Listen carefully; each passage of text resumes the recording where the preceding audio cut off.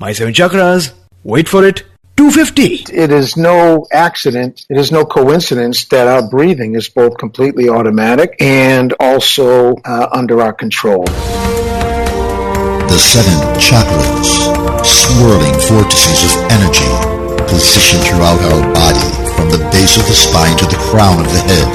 For thousands of years, this ancient wisdom has been passed on from master to disciple. What are the functions of these energy centers? And could these chakras help you unlock your destiny and find your true purpose? Welcome to My 7 Chakras. And now, your host, Aditya Jai Kumar. What's up, Action Tribe? AJ here, your friend and the voice behind the mic at My 7 Chakras, the show where we dive deep into the ancient world to uncover nuggets of wisdom that you can apply in your life. So if you want to tap into the power of your subconscious mind, then stand by because you have arrived at your destination. And since I'm welcoming you to our show, I'd also like to invite you to our official Facebook group of Action Tribe, a supportive tribe of people who will hold space for you, support you on your journey, share resources, and hold you accountable to taking action in your life. Because my intuition tells me that you don't need just more information. If you only want information, then you can go to Google. What you need is information and a supportive community. You need Action Tribe. So if you want to join thousands of other highly driven community action takers, then I request you to apply for your membership at my7chakras.com/tribe. That's my7chakras.com/tribe, so that you can be a part of the action. And with that, it's now time to bring on our special guest for today, Dan Brule. So Dan, are you ready to inspire? Oh, I was born to inspire.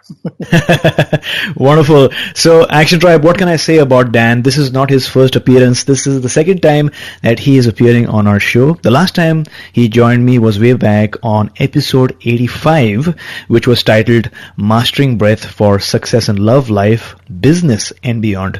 So in case you haven't listened to that one, go to my7chakras.com/85. That's my7chakras.com/85. But if you have already listened to that episode, then listen on. Dan is a pioneer in the field of breathwork and the leader of the worldwide spiritual breathing movement. Dan has trained more than 100,000 people in over 52 countries to use their breath as a tool for health, growth, and change in body, mind, and spirit. His students and clients include Olympic athletes, Navy SEALs, leading psychotherapists, and medical doctors, corporate executives, yoga instructors, fitness coaches, and high performers in every field. And he is the author of the recently published book by Simon & Schuster, Just Breathe, Master Breathwork for Success in Life, Love, Business, and Beyond, with a foreword by Tony Robbins. So, Action Tribe, help me welcome Dan to our show. Dan, welcome to our show once again. Well, thank you, AJ. So Dan, like we always do in each and every episode, our community loves to start by some inspiration. So could you talk to us about your favorite inspirational quote and how you apply that in your life? Well, my favorite point is that it is no accident, it is no coincidence that our breathing is both completely automatic and also under our control. That's an invitation. That is an opportunity to take part in our own nature and in our own evolution. Mm-hmm. So profound, this particular quote. In fact, last time after we did the episode, I was speaking to one of my friends and I said that we had this amazing episode on breath work and breath mastery, and my friend said, wait, don't we already breathe regularly? Isn't that part of who we are? If we don't breathe, we die, right? But like you pointed out, it is no accident, it is no coincidence that our breathing is completely automatic. That's fine, but it's also under our control, and we can use that to transform our life, and we're going to learn how just today. So Dan, what inspired you to write your latest book, Just Breathe? Well, I feel that the same levels of achievement and ability and these amazing that the great masters and saints and yogis and gurus and the great warriors of ancient times, those same states and those same abilities should be accessible to everyone. And through the breath, they are.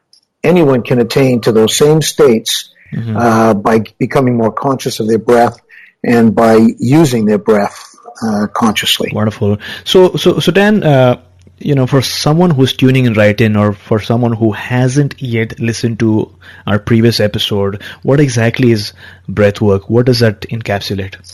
Well, breathwork is it's the using breath awareness and conscious breathing as a tool, as a force, as a bridge for health and growth and change in body, mind, and spirit. It's one of the secrets that all the great masters, they practiced breath awareness. They practiced conscious breathing. Anyone who has achieved any tremendous level of success or excellence in any field, they have a certain relationship to their breath. They're more conscious of their breathing than the average person. And they tune into their breathing at times when the average person would not. And they get through moments of crisis, of stress, of anxiety, of confusion, of creativity blocks. These people have learned how to use their breath to break through when they get stuck and to move to the next higher level. And so I've made it my mission in life to study breathing from everyone who has ever had to teach about it. And I've now been at it for more than 40 years. And everything turns out to be quite simple in the end. Wonderful, wonderful. Well, it's 11:11 here in the Pacific, so we're entering the gateway of manifestation. But Action Tribe, it's not just about breathing. It's about being conscious about your breathing. It's about being aware of your breathing, and then using that to take control of your circumstances and situations that you find yourself in. And then you've obviously come a long way in life after training over 100,000 people, 52 countries, and people from diverse fields: Olympic athletes, Navy SEALs, medical doctors, and even Tony Robbins. So how did it all begin for you? Well, I've always been a fanatic about breathing ever since I was a small child in kindergarten and Catholic school, and heard this remarkable quote in the Bible in Genesis about how God formed us from the dust of the earth and breathed into the nostrils of man the breath of life. That was the most exciting thing I had ever heard as a small child, and it just lit something up in me. And every job I've ever had has been related to breathing in some way. And I've traveled to India, to China, and studied with all of the great breathing teachers of our generations, and it's just been a life passion for me. I've been at it now for more than 45 years. Wonderful. So, of course, we're going to dive into your travels as well, because you have traveled a lot and met a lot of people. One of them being Leonard Orr. So, who is Leonard, and how did you meet him? Yeah, Leonard Orr is called the father of rebirthing. Rebirthing breathwork was a very powerful breathing technique that was developed in the mid-70s. I was one of the guinea pigs in the movement, you could say. Okay. We didn't know what was happening, but we knew something really amazing was happening, and we were watching healing, and we were watching miracles, we were watching deep spiritual awakenings and breakthroughs and creativity, so we knew that we were into something. And Leonard Orr, basically, with the help of his clients and friends, developed what was called a rebirthing technique, which is basically conscious connected breathing. It's a circular connected breathing pattern, and it's been almost all of the modern breathing schools and breathing techniques are spin-offs from the original Leonard Orr method. Wonderful. So you said that it was the beginning of the movement, and you were sort of like a guinea pig, right? Because obviously there were new techniques or experiments tried out. Now, how did it feel as a person who was part of this new movement back in the day when it was not in any way mainstream yet? How did it feel for you? Well, in some ways it was like, that expression, a voice crying out in the desert, But, 40 years later, science has caught up, medicine is caught up, and breathing is entering the mainstream in a really big way. It's getting very hard. It's the new yoga. It's the new meditation, and it's simple and it's accessible, and you don't have to buy into any belief system or join a cult, or you don't have to travel to India. So breathing is accessible to everyone, and it takes very little practice to begin to get some really amazing results. And so one of the if I could just jump to, what it is, why it is that breathing is so powerful, it's because when we breathe consciously, we are getting a handle on our awareness and our energy. And awareness and energy, that's everything as far as creativity goes, as far as being human goes. When you bring consciousness and energy together, something is always created. And so by focusing on our breathing, we are getting a handle, we are becoming more mindful, we're getting a handle on our mind, on our attention, on our awareness. And when you breathe consciously, you are moving energy, you are working with life force energy.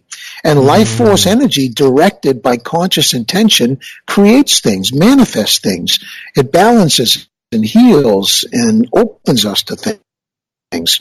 So that's why breathing is so powerful, because by controlling the breathing, we are controlling two of the main, most important aspects of being alive and human, and that is our awareness and our energy. Got it. So there you go, Action Tribe. What you're listening to right now is a lot of wisdom, and wisdom does not have to be esoteric or complicated in order to be understood. It's all about energy and focus, because where focus goes, energy flows. Now, Dan, speaking about India, when was the last time you visited India? Because I'm really fascinated, and you write about your trip to India in 1980s. So after that, was there a time that you visited, or how was it? Yeah, I've been back probably 10 times since 1980. Yeah. Last time I was there was 3 years ago. Got it. And one of my favorite places, I always go to Hirakan in Haldwani, where Babaji Ashram is. I always go to Punjab to the Sun Eaters, the Surya Kriya Ashram. And I like to go to Rishikesh, the yogi capital of the world. Yeah. And then we usually add a couple of other stops on our trip.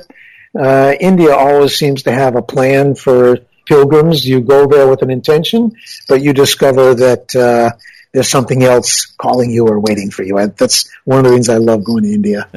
So speaking about your first trip, at that point, what brought you to India?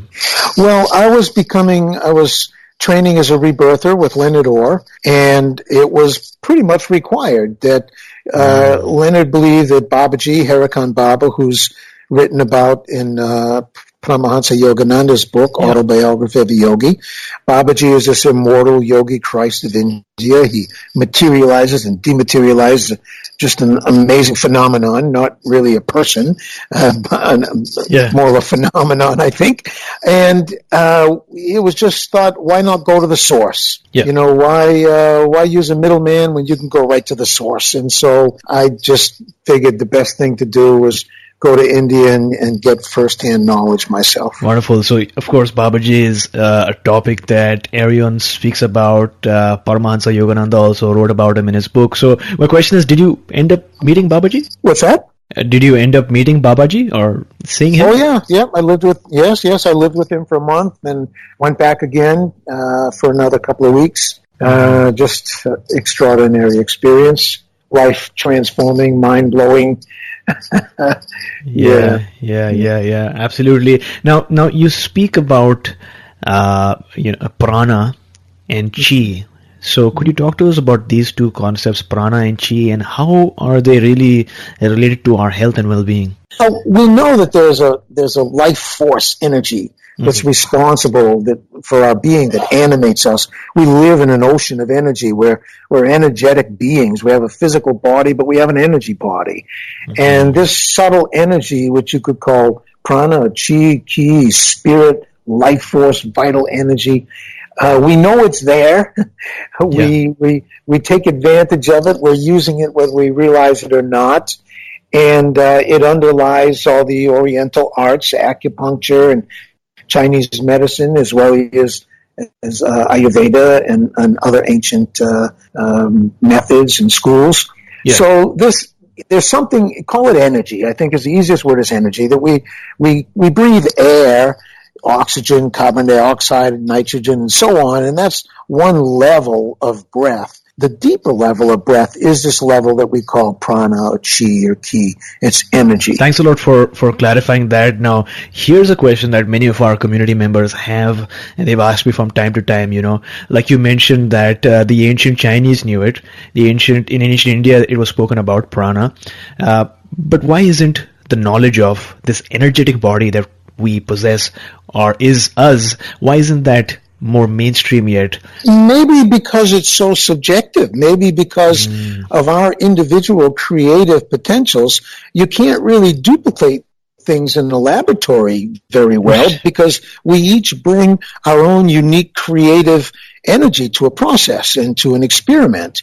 And this subjective experience, this personal, individual expression or reflection of energy, is why there's no mainstream kind of club, around breathing. Sure. We're all so unique, and our consciousness is a powerful creative factor. What you believe, what you feel is true, your intention, this power of consciousness is what's responsible for accessing this energy, activating it, and managing it and controlling it.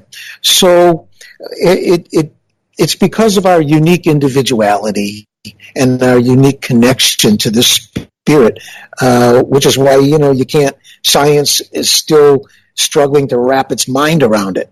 Although there are a couple of really cool new studies, scientific studies I'd love to mention while I got you on the call, because they're really exciting to anybody interested in breathing. Oh, absolutely. Is there a link or something that you could share with us, or how?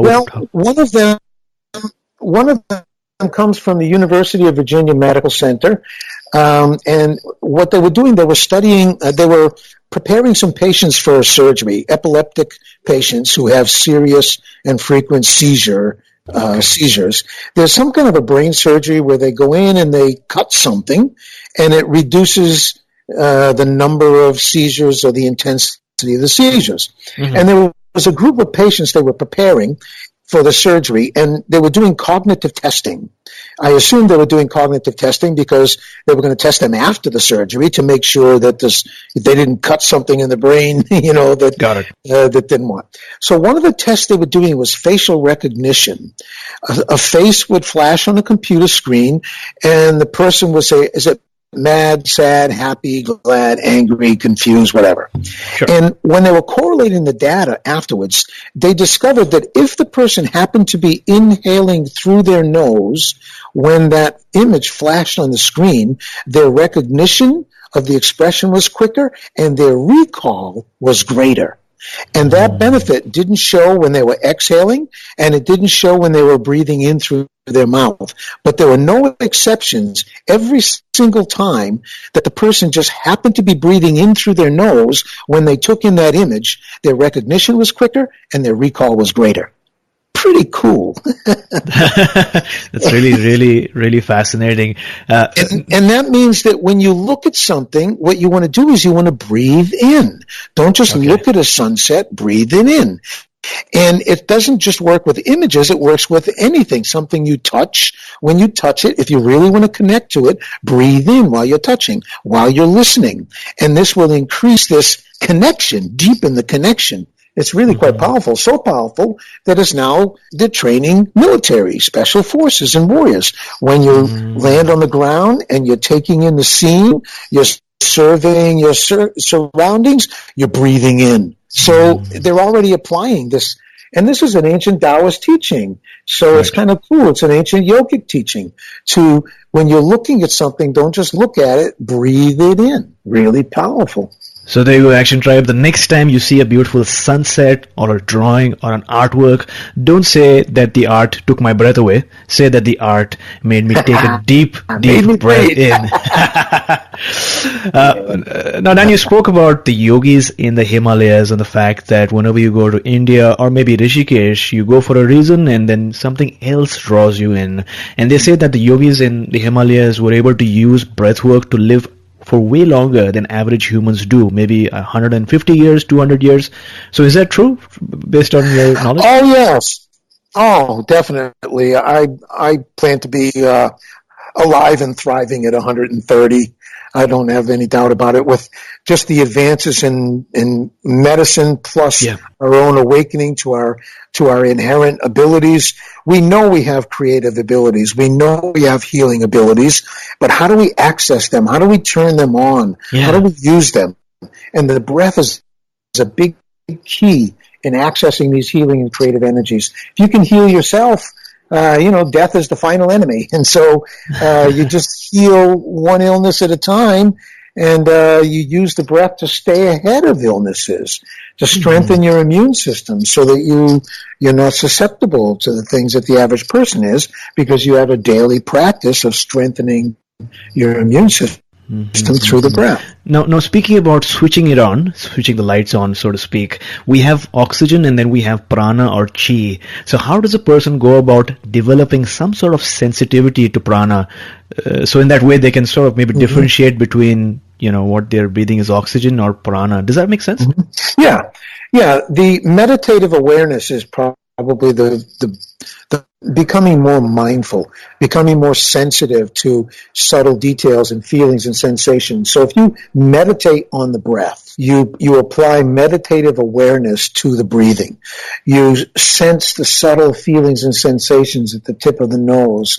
Try to feel the air as it's swirling in the back of your throat. Meditate on the subtle movements of your chest and your belly while you breathe. You're becoming more and more in tune with these subtle details. And in that process, you will awaken to subtle energy. You will become more conscious of prana, of chi, of subtle energies. It's inevitable. The more conscious you become of the subtle details in the breathing, the more you're able to access awareness of these subtle energies like prana and chi. So useful. Thanks a lot for that advice. Now, from health and wellness, let's move on to the topic of self-realization. The peak. Because in your book you've written that for spiritual seekers, breathwork is a direct path to spiritual awakening, self-realization, and enlightenment. How's that? Well, the root of the word respiration is spirit. Inspiration, expiration, respiration. Spiritus is the animating principle of life. And so it's right under our nose. It's a direct link to, and what's required is consciousness of it. So to breathe is to be spiritual. Spiritus, respiration. Wow. And so that's not a coincidence.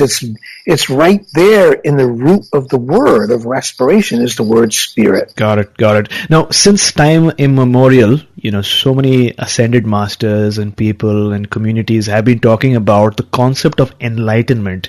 But I wanted to know, what do you think about enlightenment? What exactly is it?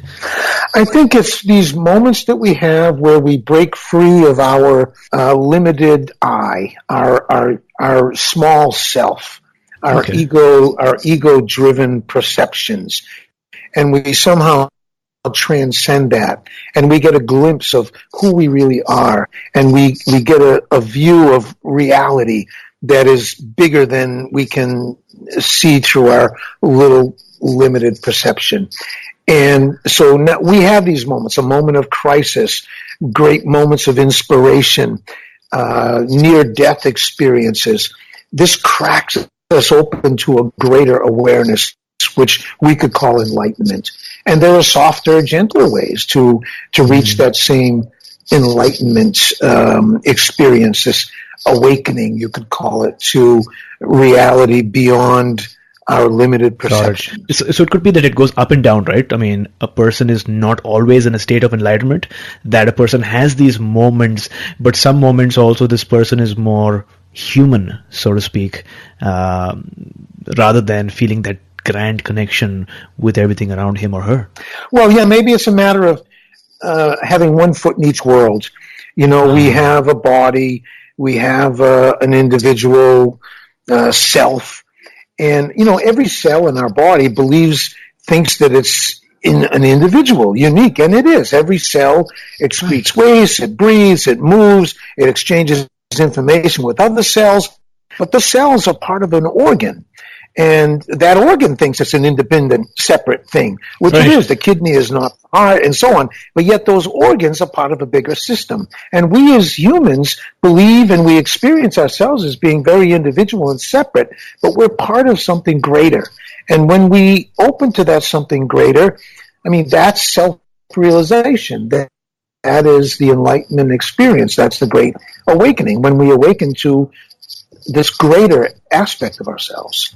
Yeah, that is one of the most powerful concepts I heard of recently, which is the Gaia theory, the fact that we are not just individuals, but we are part of the universe, which is essentially a self-regulating organism. It knows when to expand and knows when to contract, and it's intelligent.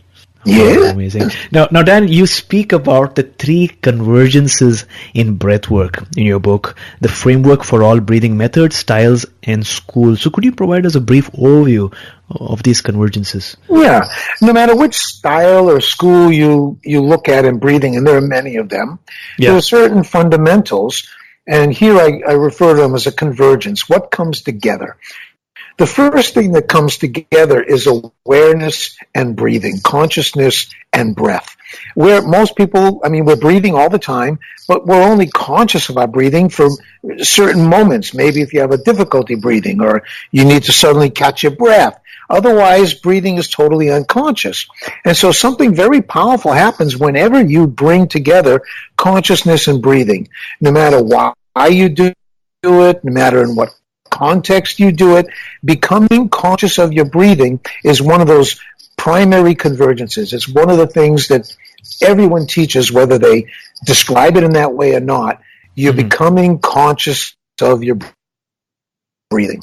The second convergence is bringing in this very important awareness of tension and relaxation, because physical tension blocks energy. Contractions, energetic contractions, emotional contractions, rigid thinking, which is a psychological contraction, those things block us from greater awareness. And this principle of relaxation, of combining awareness with relaxation, so we become aware of tensions in our body and we relax them, and when we do, more energy begins to flow. So that's the second convergence. So the first one is awareness and breathing. The second is awareness and relaxation, or you could say awareness of our tension.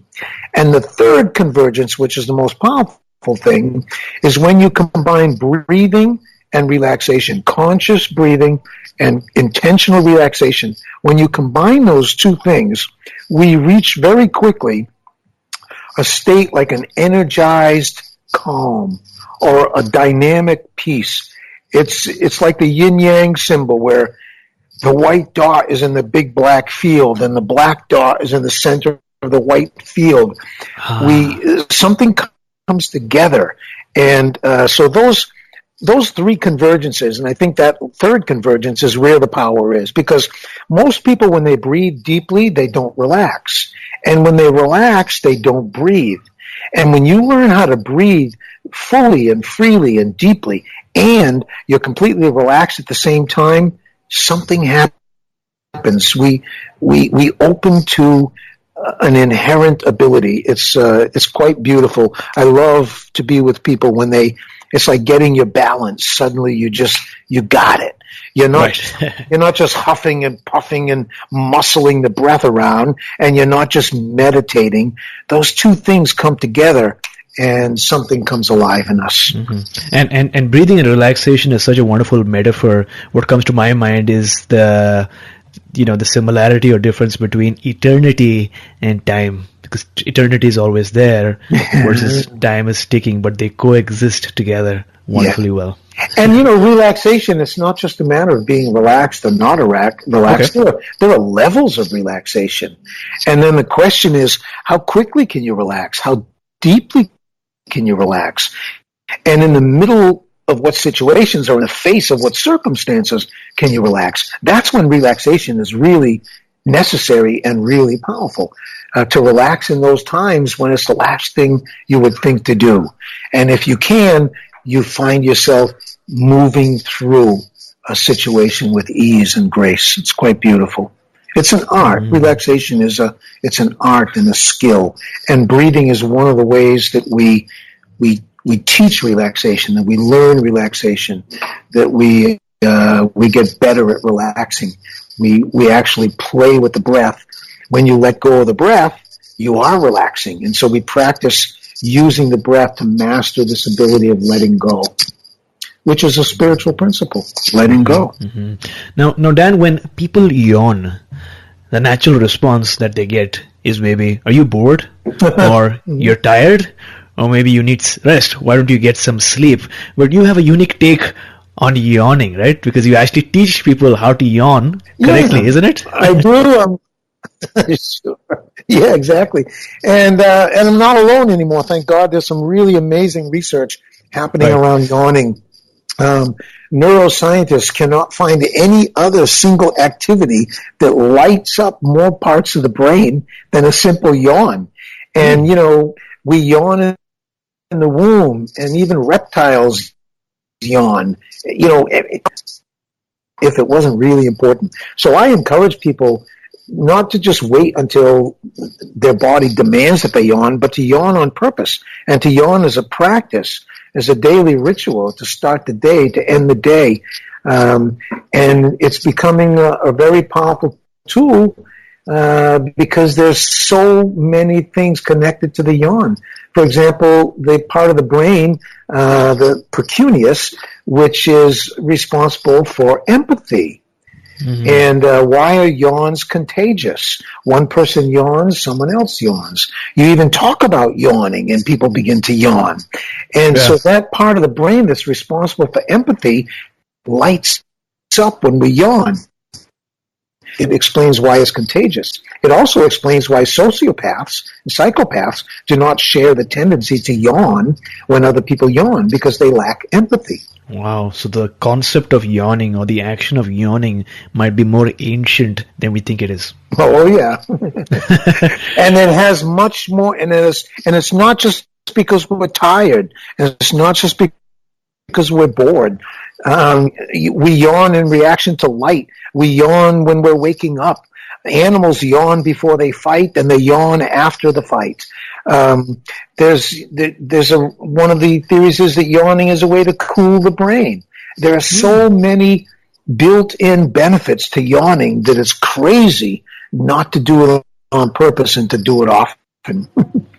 Got it. Now, Dan, a couple of weeks back, actually, there was one of our members in our Facebook group who had shared a screenshot of Just Breathe. He was listening to it on Audible, and that sort of, got the conversation started because I said that I'm interviewing Dan again, and I asked them, do you guys have any questions so I can ask Dan? So do you mind if I put forward some questions from our community? Yeah, great. So I recently conducted a survey with our listeners to find out, the challenges that they're going through.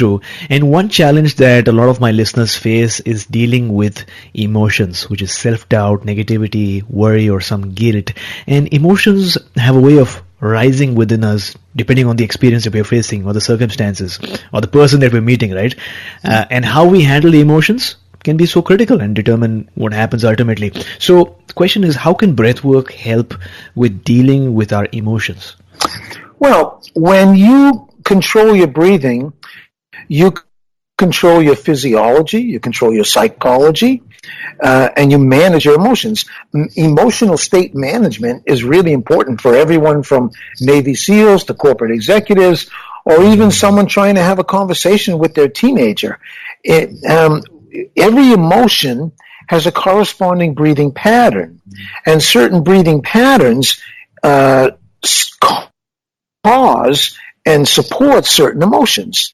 So when your emotional state changes, when you go from peaceful and calm and happy and you shift over into angry and upset, you'll see a change in the breathing. In that same moment that the emotions change, the breathing changes. And it's a two-way street. By controlling our breathing, we can control our emotional state. By breathing in certain ways, we can move ourselves toward certain emotional states. So it's why the yogis began to practice regulating their breath as a way to regulate their mind and regulate their body and regulate their emotions. And so by controlling your breath, you get a direct handle on your emotions. And by changing the way you breathe, you can change your emotional state. Got it. I love that response. So what I'm getting is maybe a sigh of relief might be very different in terms of breathing than a sigh of sadness. So thanks for sharing. Yeah. Thanks for sharing. In the same way that, if you analyze the chemistry of a teardrop, whether it's a tear of joy or a tear of sadness, there's different chemistry happening there. It's the same thing with breathing. the intention behind the breath, the consciousness connected to the breath, gives the breath a certain power. Got it. Now, Dan, another challenge that my listeners face is consistency and discipline. Right, so I'm sure that many people want to try out breath work at this very minute, and many of them, as soon as the episode gets over, will take action. But the challenge that they're finding is that life takes over, right, along with other priorities, maybe job, kids, family, school. So what advice do you have for an action taker who has a challenge with persisting and consistently taking action towards breath work? Well, what you do is you combine breathing with things you're already doing. If you go for a walk every day, if that's already something you do, or if you have to climb stairs at work or whatever, you could breathe in rhythm to your footsteps. It gives you something fun to do, and you're already into the practice. You could just do a 5-minute, a very powerful practice taught by David O'Hare, Dr. David O'Hare up in Montreal. His book is called 365, Heart Coherence. And his formula is very simple. 3 times a day for 5 minutes, you breathe at a rate of 6 breaths a minute. So if someone can't find 5 minutes to breathe, they're not really interested in self-improvement because you can find 5 minutes. You get up in the morning for 5 minutes, you breathe at a rate of 6 breaths a minute, which is very simple. It's 5 seconds in, 5 seconds out. 5-second inhale, 5-second exhale. That's a 10-second breathing cycle, which means you are breathing at a rate of 6 breaths a minute. If you do that for 5 minutes, you lower your cortisol levels by 20%. You lower your heart rate. You balance your nervous system, sympathetic branch, parasympathetic branch, and the benefits last for several hours, which is why he has people do it 3 times a day. In the morning, just before lunch, and then at the end of the workday, you find 5 minutes 3 times, and you practice this very simple practice, 6 breaths a minute, which is inhale 5, exhale 5. Inhale 5 seconds, exhale 5 seconds. Very, very simple, and it's a small investment, 5 minutes 3 times a day. And the other thing is just to find, when you look at something, breathe in. When you're listening to someone, breathe in. Before you speak, take a breath. If someone touches you, if someone says something that touches you in some way, if you notice that you're getting emotionally upset or you're getting activated, you take a breath. So breathing is something that you bring into your everyday life. It doesn't have to be one more extra thing you do. Thing that you can bring into whatever you're already doing. Got it. Now, I guess that your response sort of clarifies the question that Nancy Norwell, one of our community members, also had, which was, what method should I use when I'm stressed? Right. So I think your method, which you just said, is going to help with reduction of stress as well, because it affects the cortisol. Anti-stress breathing is low and slow. The rule of thumb for anti-stress is make sure you're breathing down into your belly, you're doing diaphragmatic breathing, you're not activating your upper chest when you breathe, and that you're slowing your breathing down. Slow down the inhales, slow down the exhales, create a pause after the exhale. So you inhale, exhale, and then pause. Inhale, exhale, and pause. And make sure that the breathing is slow, and make sure that the breathing is low, that meaning down diaphragmatic breathing. That's anti-stress breathing, and you will begin to change your chemical, psychological, emotional state immediately. As soon as you focus on your breath and you slow your breathing down, you're already countering stress. So Dan, Rita Spiegel asks, do you have any advice for teaching to adults with autism? They often have a hard time focusing. I've done a little with big inhale, exhale, and I'm going to try the Nadi approach with the nostrils. But she just wants to know any advice that you have for teaching to adults with autism. Yes, sighs of relief. Just demonstrate a sigh of relief. Encourage the person to just take a sigh of relief, because when you take a sigh of relief, this is the other recent, it's about a year already. I think it was Midwestern University did a research on a sigh. And what does sigh. We usually think of a sigh as the exhale part, but they define a sigh as an inhale which is twice as big as your average breath. So you do it on purpose. And it happens every 5 minutes. The average person takes an inhale that's twice as big as usual, which is what causes that extra release of the exhale, which we call the sigh. We do this about 12 times an hour. And maybe you've noticed that every now and then a breath just comes. It's obviously bigger than usual, but you didn't do it on purpose. You can observe it. That's nature every time, every 5 minutes or so, making us hyperinflate our lungs, give ourselves a sigh. And so that's a very natural thing that our body already does, and it's already recognizing.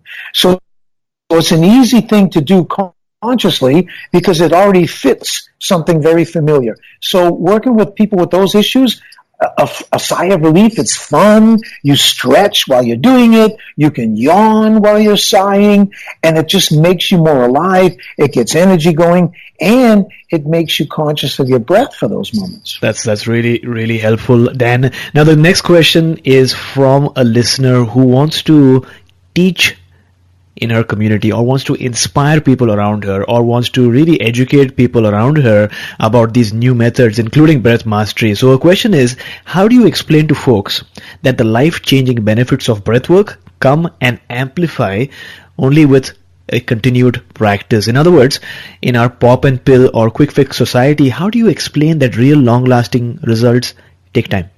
Yeah, well, fortunately with breathing, it doesn't take a lot of time because certain breathing exercises are just so powerful. Within a minute, you're already feeling, all kinds of things. So we don't have to wait, which is a real great benefit. But it is true that we require a regular practice, a daily practice to really mine all the benefits, to really get all the benefits. You need to have a regular practice because you build on it. You get better. It's a skill. It's an art. And the more you practice, the better you get, the more results you attain. So if people need to be motivated by growth, by learning, by improving health. And if you're motivated toward those things, then the breathing is such a very simple tool that you can immediately apply and towards your goal. Got it, Scandy. I hope that response answers your question. Then you've shared some amazing stories, techniques, and ideas today. Based on the amazing stuff that you've shared, what is that one action step that you'd encourage our listeners to do right after this episode? Well, become more conscious of your breathing. Take a few minutes and just be a witness to your breathing. How does it feel to breathe? What muscles do you use? What are the feelings and sensations? And just take a few minutes, forget about everything else, and just focus on your breathing as if you're looking at something for the first time, as if you've fallen in love with something and you want to learn all the little details about it. You're infatuated, with every little thing. You need to approach breathing with that kind of passion and enthusiasm. Like there's a secret here. There's something amazing that I haven't noticed and I just need to focus on it. So just a few minutes of breath awareness. And then the other thing is to just remember to take a breath from time to time when you get stuck, or when you get activated, or if you get nervous, or if you get upset, or if you get tired. Just when you're feeling those things, when you're experiencing those things, take a breath or two and see what happens, and you'll begin to get more motivated because you'll feel a difference very quickly. So there you go, Action Tribe. To access the show notes for today's episode, to read the inspirational quote, to catch some of the nuggets that you missed, maybe because you were in transit, then visit my7chakras.com/250. That's my7chakras.com/250, which is the episode number. Action Tribe, if you're a regular listener, then you would agree that getting good quality sleep is so important for your health. We're learning that quality sleep leads to reduced stress, improved focus, and greater happiness. And since you spend 1/3 of your life sleeping, you really need to think about the quality of your mattress. And that's why I got really excited when Casper reached out to us to support our show. You see, Casper is a sleep brand that makes expertly designed products to help you get quality rest one night at a time. So Kathy, what are some things you look for in a mattress? Comfort. Casper products are cleverly designed to mimic human curves, providing supportive comfort for all kinds of bodies. Temperature. Breathable design helps you sleep cool and regulates your body temperature throughout the night. Ratings and reviews. Now they've got over 20,000 reviews and an average of 4.8 stars across Casper, Amazon and Google. Affordable prices. They've got affordable prices because, you see, Casper cuts out the middleman and sells directly to you. Home delivery. They deliver right to your door, providing hassle-free returns if you're not completely satisfied. In fact, you can be sure of your purchase with Casper's 100-night risk-free sleep-on-it trial. So, AJ, how do I get my mattress? That's a great question. As a listener of My 7 Chakras, get $50 towards select mattresses by visiting casper.com/Action Tribe and using promo code Action Tribe at checkout. Terms and conditions apply. That's right. If you'd like to get your own Casper mattress and finally get better quality sleep, then get $50 towards select mattresses by visiting casper.com/Action Tribe and using promo code Action Tribe at checkout. Terms and conditions apply. Don't go where the path may lead. Go instead where there is no path and leave a trail. This is a wonderful quote by Ralph Waldo Emerson. Action taker challenges make you think, they make you introspect, they make you smarter, and they can make you creative, because very often when we encounter a challenge, there is only one path that we see in front of us. That is a path which our logical mind sees. But if we really spend some time using our creative minds, using our subconscious mind, then we find out that there are many paths that we can take. And just like Mr. Emerson reminded us, don't go where the path may lead, instead go where there is no path and then leave a trail. And a path is what Dan is inviting you to take today, which is not just breathe, but breathe consciously. Be aware of your breathing, relax in a whole new way, and then integrate both the relaxation and the breathing to transform your life. So Dan, please tell us, what is your life calling as on today? What is my life calling? What? As on today, what is your life calling or your purpose? My purpose is to share the magic and the mystery and the power and the potential of conscious breathing.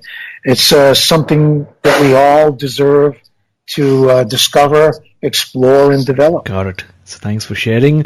Now, this is a question that I often ask to our guests, and I believe I asked it to you last time as well. But, in all your years of experience, especially diving and learning more about breathwork and breath mastery and teaching people all around the world, was there ever a defining moment that really changed your life? Maybe a phrase that you read or an experience that you had, or maybe a person that you met. Was there a defining moment that made an impact in your life? Oh, I've been blessed with so many, but my very first conscious breathing session, within 15 minutes, I began to drop all the tension and stress that had accumulated in my body through 5 years in the military in the Vietnam era and my life leading up to that. I was completely blown away and transformed by the power of the breath, and it motivated me to really share that with everyone. Wonderful. I'm sure that must have been a beautiful, amazing, precious moment. So thanks a lot for sharing with us. Action Tribe, if you're listening to this, realize that your life changes in these magical moments or these defining moments, like Tony Robbins as well shares. And it's all about recognizing these moments when they happen. So maybe you're having a moment right now as you listen to these words of wisdom that Dan is sharing based on his experience and stories. But just remember that life is all about these magical moments. And with that, we've arrived at today's last round, which is called the Wisdom Round. Which really has 4 questions so that our listeners can take note and take action. So Dan, what is one piece of advice and the best piece of advice that was ever given to you? Breathe before you speak. Take a breath before you talk. Got it. Name one personal habit that keeps you going. Turning to my breath in moments of peace, in moments of joy, in moments of pain, in moments of confusion. That habit of turning to my breath and becoming conscious of my breath in those moments changes everything. Got it. Thanks for sharing. So Dan, I'm sure by now many of our listeners, if not all of them, might be curious to know what your morning routine is like, or do you have a morning routine these days? Well, I am here in the Baja, so I wake up, I sleep under the stars, I wake up with the sun, just before the sun, and feeling the sunrise, being grateful for another day. That's a real habit. It's a practice. I'm sure many people, especially those in Canada or maybe in northern United States where you have a lot of snow right now, might be really thinking about coming down there sometime in the future. Yeah. So Dan, name one book that you would like to recommend for our listeners today. Well, Well, I would recommend my book, of course, but another one that's really caught my eye recently, I really love, is called Stealing Fire. Stealing Fire. Just an amazing book talking about the state of ecstasy, what they call ecstasis, and how do we get into these high, creative, productive states? How do you access what's called the flow state or get into the zone? This book called Stealing Fire is filled with some really great information about that. Wonderful. Thanks a lot for sharing, Dan. Now, you have your book and it's available on Audible, right? And you've narrated that yourself. Yes. Yep. So that's amazing. So Action Tribe, if you enjoyed this episode, and I'm sure all of you have enjoyed today's episode, then there's a way by which you can get to listen to Dan's book, Just Breathe, for free. Because Audible has partnered up with My 7 Chakras to offer one free audiobook download with a free 30-day trial so that you can get to check out this service. In case you don't know, Audible has 180,000 titles to choose from for your various devices, including The Chakra System by Anadia Judith, Autobiography of a Yogi by Paramahansa Yogananda, and A New Earth by Eckhart Tolle. But since we're discussing about breathwork today, I highly recommend that you get your free book, Just Breathe, by going to my7chakras.com/free book. That's my7chakras.com/free book, and start listening to Dan and diving deeper into this fascinating modality of breathing, but just not breathing consciously and with full awareness. So Dan, thank you so much for joining me today. Once again. Thank you, AJ. And before you go, tell us one thing that you are grateful for, and how can our listeners find you online? Well, you can find me at breathmastery.com. And I am grateful for the fact that the sun is shining, that our vegetable gardens are blossoming, and that nature is doing her magic while we sleep. Got it. I do want to have my own little garden sometime in the future. I did have a vision once, many years back, that I was growing organic tomatoes, although it was kind of snowing outside. So I don't know how that was working, but someday in the future I'm going to grow organic tomatoes. So you reminded me of my vision. Thanks for that. Okay. Thank you so much for coming on our show, talking to us about breath mastery and taking us one step closer to a human revolution. Thank you very much.